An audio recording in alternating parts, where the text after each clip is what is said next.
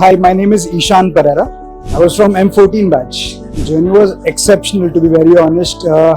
Having such amazing tutors around and getting to learn a lot of things from them. I mean, those 2 years were just amazing and really enjoyed my curriculum here. Firstly, I got an internship from MET.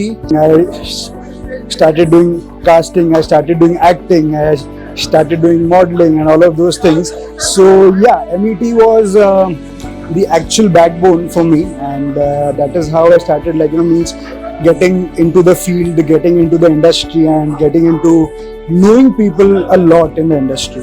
It's always good to be back. Yeah, I mean, there are so many people out there who I've been wanting to meet, and finally I'm meeting them, so it is a great thing.